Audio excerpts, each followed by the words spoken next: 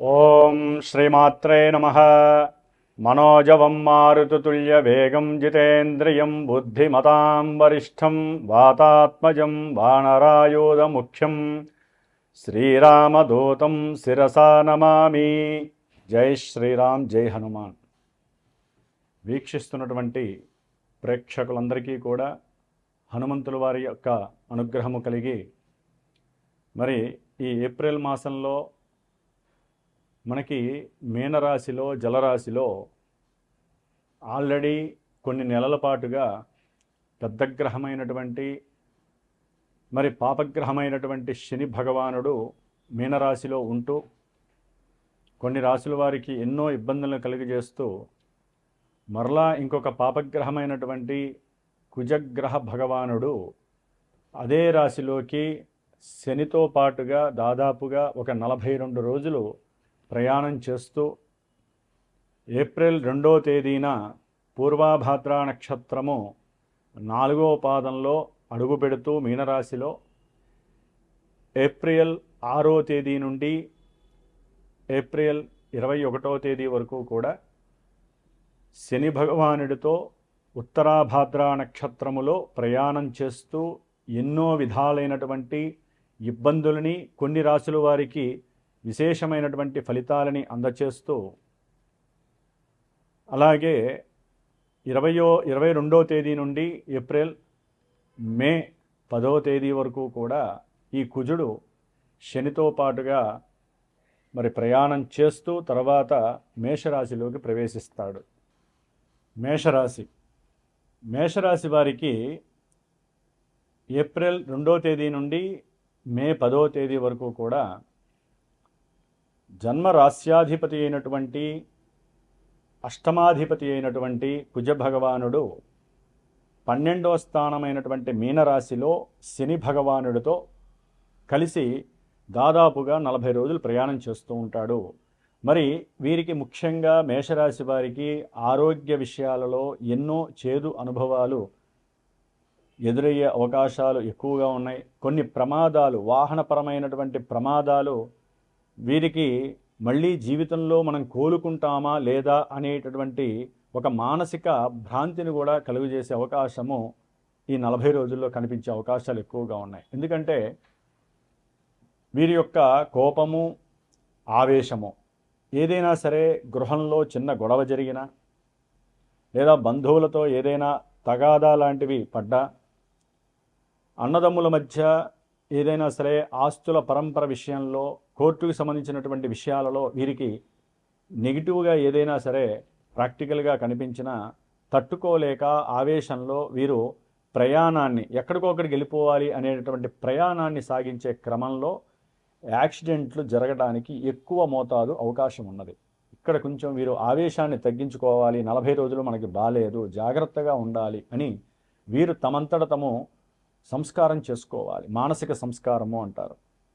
ఎందుకంటే ఇక్కడ కుజుడు శనితో కలవటం ద్వారా ఎముకలకి సంబంధించినటువంటి ఇబ్బందులు కలగటానికి, అట్లాగే గుండెకి సంబంధించినటువంటి రక్త ప్రసరణ వ్యవస్థలో కానీ, లేకపోతే ఊపిరి పీల్చుకునేటటువంటి మరి గాలిగొట్టం ఉంటుంది, ఆ గాలిగొట్టానికి సంబంధించినటువంటి వ్యవస్థలో కానీ ఎక్కడో అక్కడ ఇబ్బందులు కలిగి ఆపరేషన్స్ దాకా వెళ్ళగలిగి హాస్పిటల్స్ చుట్టూ తిరిగే పరిస్థితి కూడా కనిపిస్తుంది.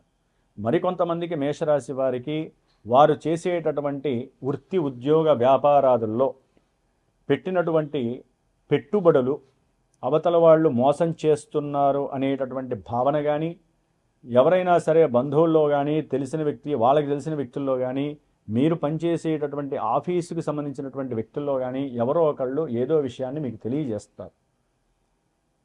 దానివలన మీకు కోపం ఎక్కువయ్యే అవకాశం ఉంటుంది. మీ కింద పనిచేసే వాళ్ళతో మీరు సరిగ్గా ఉండలేరు. అట్లాగే కొత్తగా పరిచయమైన వాళ్ళతో గొడవలు పడడానికి ఎక్కువ అవకాశాలు ఉన్నాయి. చేసేటటువంటి ఉద్యోగంలో మీ ఆవేశమే మీకు శత్రుత్వం వహించి ఉన్న ఉద్యోగము పోతుంది. లేదా మీ మీద కొంతమందికి అయితే కనుక చేసేటటువంటి ఉద్యోగంలో ఇప్పుడు కుజుడు యొక్క పరిస్థితి బాలేక ఎన్నో అవమానాలు పడి ఆ అవమానాలు తట్టుకోలేక మీరు ఏదైనా సరే చోరత్వము అంటే దొంగతనం చేసి పోలీస్ స్టేషన్లకి చెరసాలకి వెళ్ళేటటువంటి కర్మని కూడా శని భగవంతుడు ప్రసాదిస్తున్నాడు. అంటే ఇక్కడ ఏంటంటే మీరు అనుకున్నది జరగట్లేదు, ఏదో అనుమానము, ఏదో అవమానము, అకస్మాత్తుగా మీకు కలిగేటటువంటి కొన్ని నెగిటివ్ ఫీలింగ్స్, మీకు అనుకున్నది జరగలేదని గృహ సంబంధిత విషయాలలో, అన్నదమ్ములకి సంబంధించిన విషయాలలో, బంధువులకి సంబంధించినటువంటి విషయాలలో, ఉద్యోగాలకి సంబంధించిన ప్రమోషన్స్కి సంబంధించిన విషయాలలో, భార్యాభర్తల మధ్య ఉన్నట్టుండి ధన విషయమైనటువంటి ఏదైనా ప్రయాణాలకి సంబంధించినటువంటి విషయాలు కానీ, అంతకుముందు ఏదైనా సమస్యలు అనుభవిస్తున్నట్లయితే అవన్నీ అకస్మాత్తుగా ఒక తాటి మీదకి వచ్చి కుజశనుల యొక్క కలయిక మీకు ఒక ప్రమాదంగా సూచించే అవకాశం ఎక్కువగా కలుగుతోంది. కాబట్టి కొంచెం జాగ్రత్తగా ఉండాలి. ఏదైనా భూముల్ని అమ్మేటటువంటి అవకాశం వచ్చినప్పుడు కొంచెం ఆవేశంతో కాకుండా ఆలోచనతో ముందుకు వెళ్ళండి. వచ్చినటువంటి లాభాన్ని ఎంతో కొంత కొంచెం ఓకే ఇది చాలు అనుకొని ప్రయత్నం చేయండి తప్ప వాగ్వాదాలు ఎక్కువయ్యే అవకాశం ఉంటుంది. దాని ద్వారా వచ్చినటువంటి బేరం వెనక్కి వెళ్ళిపోవటం, దాని ద్వారా మీరు అకస్మాత్తుగా కుటుంబ పోషణకి లేకపోతే ఏదైనా సరే కొన్ని విషయాల కోసమని అప్పు చేయాల్సిన పరిస్థితి ఎక్కువగా ఉంటుంది. ఆర్థిక రుణబాధలు మిమ్మల్ని ఊబిలోకి నెడుతున్నాయి.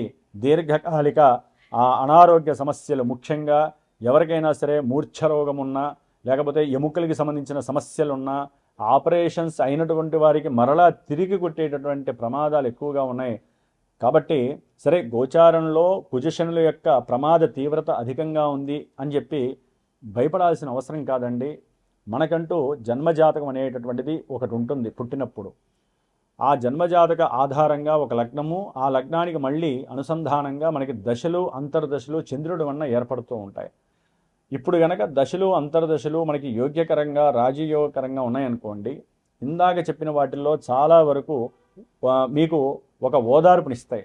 ఉన్నతమైనటువంటి ఉద్యోగరీత్యా కొంతమంది విదేశాలకి వెళ్ళొచ్చు, కొంతమందికి భూములు అమ్మి పెట్టుబడి ఏదైనా వ్యాపారంలో కానీ ఉన్నతమైన ఉద్యోగంలో కానీ పెట్టుబడి పెట్టేటటువంటి అవకాశాలు ఉండొచ్చు.